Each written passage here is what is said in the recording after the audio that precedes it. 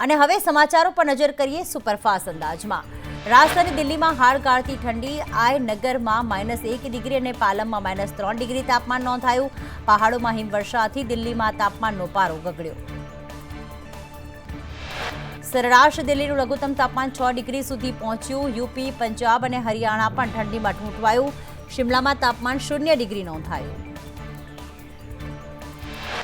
તો ઉત્તર અને મધ્ય ભારતમાં આગામી 15 ડિસેમ્બર સુધી કોલ્ડ વેવ રહેવાની સંભાવના। 13 થી 16 ડિસેમ્બર દરમિયાન મધ્યપ્રદેશમાં પણ ઠંડા પવનો ફૂંકાશે। હિલ સ્ટેશન માઉન્ટ આબુમાં -3 ડિગ્રી તાપમાન, સતત ચોથા દિવસે ગાડીઓ પર બરફની ચાદર। કડકડતી ઠંડીના કારણે જનજીવન પ્રભાવિત। જમ્મુ કાશ્મીરના સોનમર્ગમાં ભારે હિમવર્ષા, બરફવર્ષાના કારણે રસ્તાઓ બંધ થતા વાહન વ્યવહાર અટક્યો। જમ્મુ કાશ્મીરના બાંદીપોરમાં બરફવર્ષા, હિમવર્ષાના કારણે પ્રવાસીઓ આનંદમાં દેખાયા। ભારે હિમવર્ષા બાદ રસ્તાઓ બંધ થયા। જમ્મુ કાશ્મીરમાં છેલ્લા 15 દિવસથી ચાલી રહેલી હિમવર્ષાથી સફેદીનું સામ્રાજ્ય છવાયું। ભારે હિમવર્ષા બાદ કારગિલ શ્રીનગર હાઈવે બંધ કરાયો।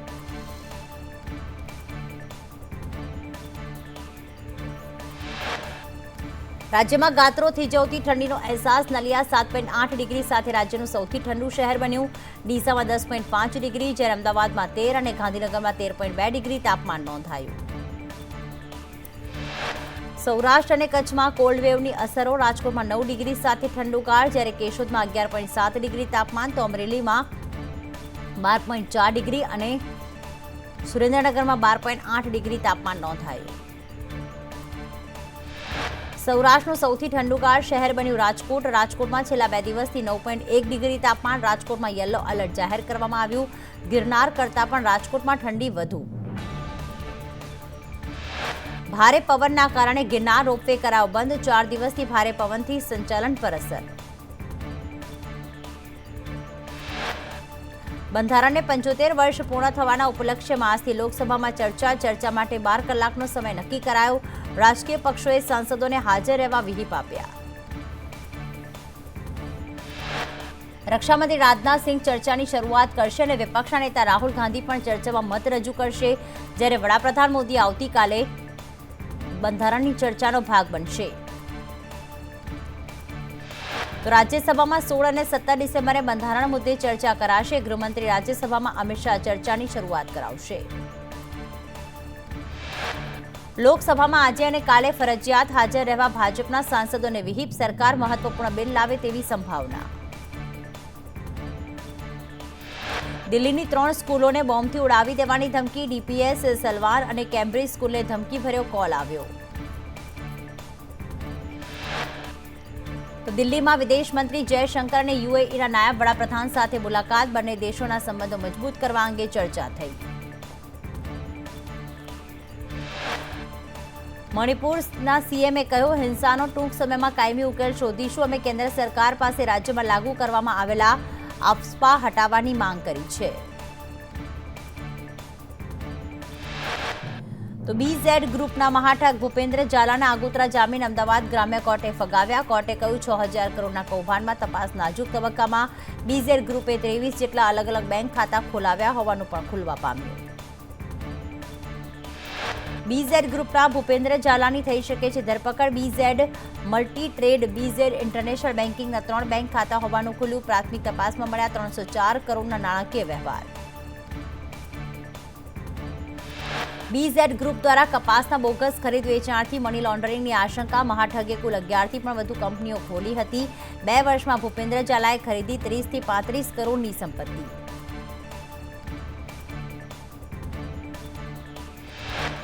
સત્તાધાર ગાદીના મહંત વિજય બાપુ પર આરોપો લગાવનાર તેમના મોટા ભાઈ નીતિન ચાવડાનું પોલીસે નિવેદન નોંધ્યું। નીતિન ચાવડાએ ગાદી પર કરોડોના ગોટાળા થયાના આક્ષેપ કર્યા હતા। તો સત્તાધાર ગાદીના મહંત વિજય બાપુએ કરોડોના ગોટાળાના આરોપ લગાવ્યા। કહ્યું, ચોક્કસ માણસોએ જગ્યાને બદનામ કરવા એક પેટર્ન તૈયાર કરી છે। આ સંસ્થા 250 વર્ષ જૂની છે। અમારો કોઈ ધંધો નથી કે અમારી કોઈ એવી નીતિ નથી। महंत विजय बापुए कह્યું सरकार द्वारा कमिटी बनावीने सत्ताधार गादीनी तपास करवामां आवे। हूँ पूरतो सहयोग आपवा पण तैयार। સીધા અમને ટાર્ગેટ બનાવે વ્યાજબી નથી.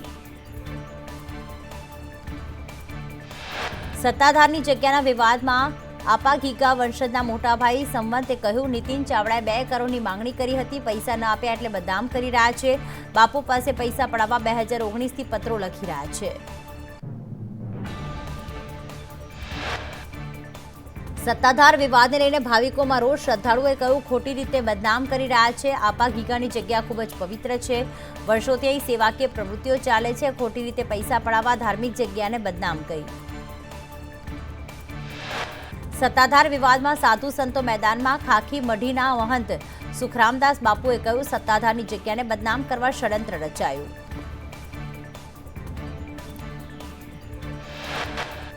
તો કૌભાંડી રુચિ ભાવસારની 624% વધુ સંપત્તિ મળી આવી. વર્ષ 2022માં 40 કરોડની ઉચાપતની ફરિયાદ નોંધાઈ હતી. ફરિયાદ નોંધાયા બાદ ભાવસાને ફરજ મોકૂફ કરાયા હતા. અમદાવાદમાં ફ્લાવર શોને કોર્પોરેશને ધંધો બનાવી દીધો છે. વીઆઈપી ટિકિટના ભાવ સવારે 8 થી 9 વચ્ચે 500 રૂપિયા કરાયા. 1 જાન્યુઆરીથી ફ્લાવર શોની શરૂઆત થશે. ફ્લાવર શોમાં શનિવાર અને રવિવારે એન્ટ્રી ફી હશે 100 રૂપિયા. ગત વર્ષની તુલનામાં 20 રૂપિયાનો વધારો કરાયો, જ્યારે સામાન્ય દિવસોમાં એન્ટ્રી ફી 70 રૂપિયા નક્કી કરાઈ. સિદ્ધપુર જીઆઈડીસીમાં ડેરીવાલા ફાર્મ પ્રોડક્ટમાંથી ઝડપાયેલા ઘીમાં ભેળસેળ. 4 મહિના પહેલા આરોગ્ય વિભાગે લીધા હતા નમૂના. લોકોએ ઘી આરોગ્ય બાદ 4 મહિના પછી નમૂના ફેલ.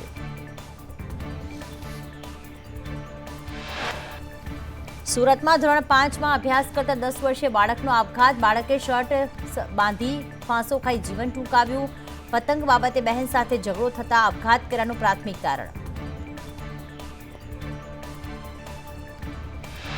વર્ષ 2019માં બાળકની માતાએ નજર સામે જ ફાંસો ખાઈ લીધો હતો. પિતા અને સાવકી માતા કામ કરવા ગયા ત્યારે બાળકે આત્મહત્યા કરી.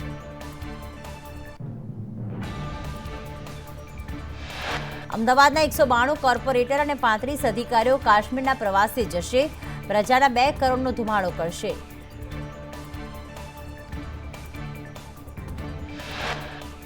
₹51 લાખના તોડ મુદ્દે ટંકારાના પૂર્વ પીઆઈ વાય કે ગોહિલ અને કોન્સ્ટેબલ મહિમત સોલંકી સામે ફરિયાદ. રેડમાં ઝડપાયેલા આરોપીઓને પૂરી પાડી હતી સુવિધા. રાજકીય આગેવાનોની ઓળખ છુપાવવા કર્યો હતો તોડ. આણંદના સોજિત્રા નજીક કાસોર ગામે દાગીના લઈ જતો સોની લૂંટાયો. એક્ટિવા પર જતા સોની દંપતીને 4 લૂંટારોએ માથામાં દંડો મારીને લૂંટ્યા. ચામુંડા જ્વેલર્સના ભરત સોનીએ ફરિયાદ નોંધાવી. સાણંદના ચેખલાના મદરેસામાં એનઆઈએનું સર્ચ ઓપરેશન. જૈશે મોહમ્મદ સાથે સાઠગાંઠ ધરાવતા આદિલ વેપારીની ધરપકડ. એનઆઈએની તપાસમાં આદિલ પાસેથી કટ્ટરપંથી જૂથ સાથે જોડાયેલા હોવાના દસ્તાવેજ મળી આવ્યા. અમદાવાદના જુહાપુરામાં એડિશનલ પોલીસ કમિશનર સહિત અધિકારીઓએ મેગા સર્ચ ઓપરેશન હાથ ધર્યું. 31 ડિસેમ્બર પહેલા અસામાજિક પ્રવૃત્તિઓ ડામવા પોલીસની તપાસ. વડોદરામાં કોંગ્રેસ કોર્પોરેટરના ભત્રીજાએ મુથુટ ફાઇનાન્સ સાથે લાખોની ઠગાઈ કરી. દીપક ભોજવાણીએ 12.71 લાખની ઠગાઈ કરી. કોંગ્રેસના કોર્પોરેટર સુભાષ ભોજવાણીના ભત્રીજા દીપકે ગોલ્ડ લોનના નામે નાણાં લીધા. બનાવટી પાસપોર્ટ બનાવવાના કૌભાંડનો પર્દાફાશ. દ્વારકા સરકારી રેકર્ડ સાથે ચેડા કરનાર 9 ઝડપાયા. રેકર્ડ સાથે ચેડા કરીને યુકે અને પોર્ટુગલના વિઝા બનાવ્યા.